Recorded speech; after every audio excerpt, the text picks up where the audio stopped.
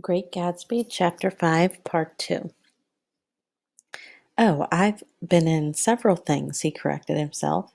I was in the drug business and then I was in the oil business, but I'm not in either one now. He looked at me with more attention.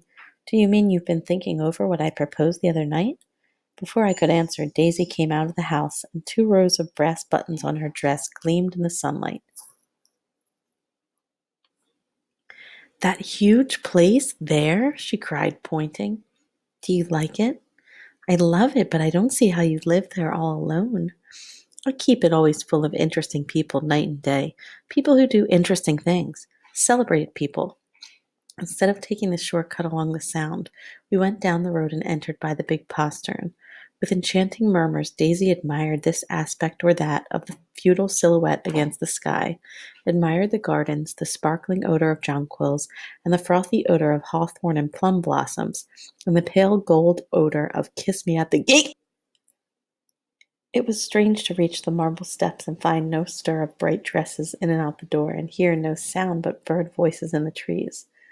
And inside, as we wandered through Marie Antoinette music rooms and restoration salons, I felt that there were guests concealed behind every couch and table, under orders to be breathlessly silent until we had passed through.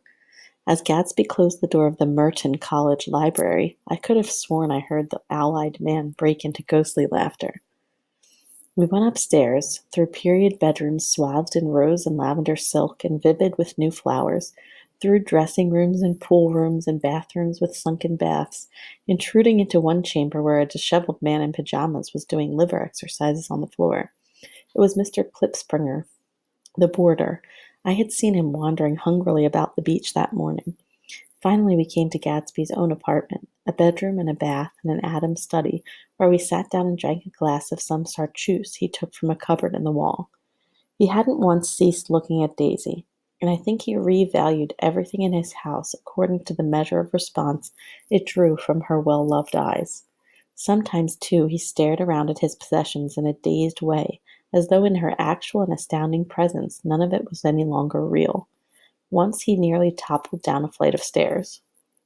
His bedroom was the simplest room of all, except where the dresser was garnished with a toilet set of pure dull gold. Daisy took the brush with delight and smoothed her hair, whereupon Gatsby sat down and shaded his eyes and began to laugh. It's the funniest thing, old sport, he said hilariously. I can't when I try to.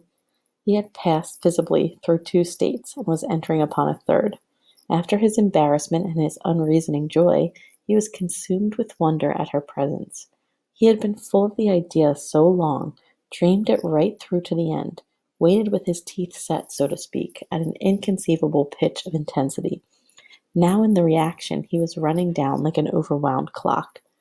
Recovering himself in a minute, he opened for us 2 hulking patent cabinets, which held his masked suits and dressing gowns and ties, and his shirts piled like bricks in stacks a dozen high. I've got a man in England who buys my clothes.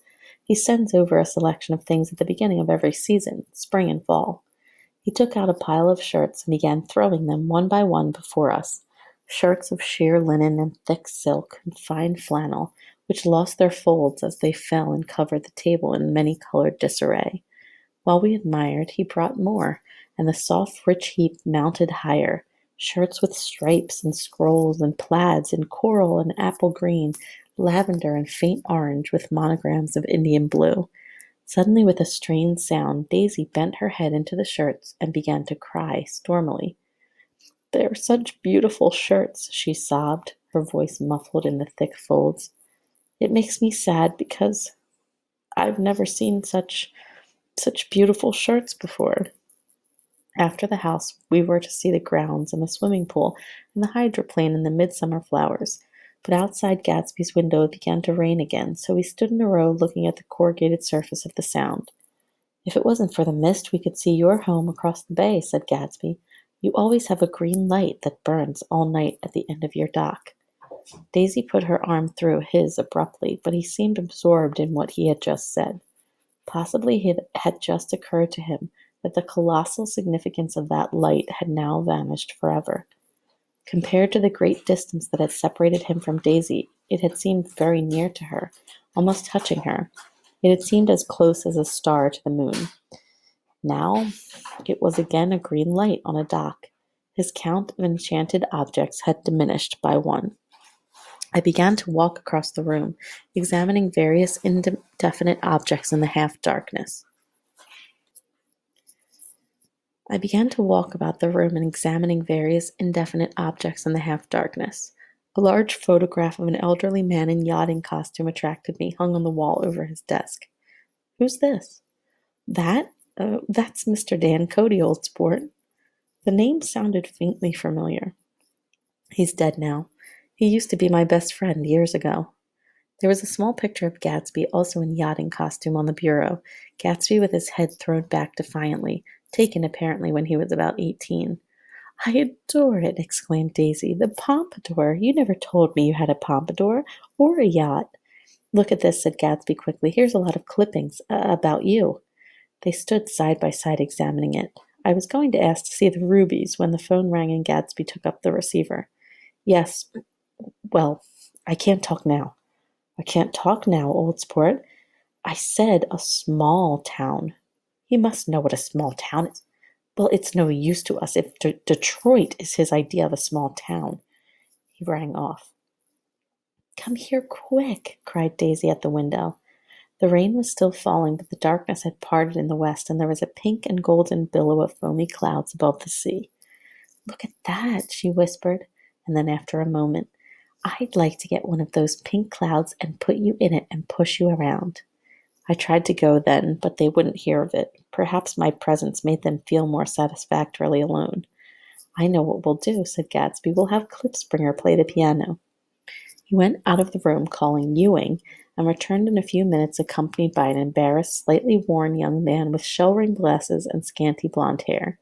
He was now decently clothed in a sport shirt open at the neck, sneakers, and duck trousers of a nebulous hue. Did we interrupt your exercises? Inquired Daisy politely. I was asleep, cried Mr. Klipspringer in a spasm of embarrassment. That is, I'd been asleep. Then I got up. Klipspringer praised the piano, said Gatsby, cutting him off. Don't you, Ewing, old sport? I don't play well. I hardly play at all. I'm all out of We'll go upstairs, interrupted Gatsby. He flipped a switch. The gray windows disappeared as the house glowed full of light. In the music room, Gatsby turned on a solitary lamp beside the piano. He lit Daisy's cigarette from a trembling match and sat down with her on a couch far across the room where there was no light, save what the gleaming floor bounced in from the hall. When Klipspringer had played the Love Nest, he turned around on the bench and searched unhappily for Gatsby in the gloom. I'm all out of practice, you see. I told you I couldn't play. I'm all out of Don't talk so much, old sport, commanded Gatsby. Play. In the morning, in the evening, ain't we got fun? Outside the wind was loud, and there was a faint flow of thunder along the sound. All the lights were going on in the West Egg now. The electric trains, men carrying, were plunging home through the rain from New York. It was the hour of a profound human change, and excitement was generating on the air. One thing sure and nothing surer, the rich get rich and the poor get children. In the meantime, in between time. As I went over to say goodbye, I saw that the expression of bewilderment had come back into Gatsby's face, as though a faint doubt had occurred to him as to the quality of his present happiness. Almost 5 years. There must have been moments even that afternoon when Daisy tumbled short of his dreams, not through her own fault, but because of the colossal vitality of his illusion. It had gone beyond her, beyond everything. He had thrown himself into it with a creative passion, adding to it all the time, decking it out with every bright feather that drifted his way. No amount of fire or freshness can challenge what a man will store up in his ghostly heart. As I watched him, he adjusted himself a little, visibly. His hand took hold of hers, and as she said something low in his ear, he turned toward her with a rush of emotion. I think that voice held him most with its fluctuating feverish warmth, because it couldn't be overdreamed. That voice was a deathless song. They had forgotten me, but Daisy glanced up and held out her hand. Gatsby didn't know me now at all. I looked once more at them, and they looked back at me remotely, possessed by intense life. Then I went out of the room and down the marble steps into the rain, leaving them there together.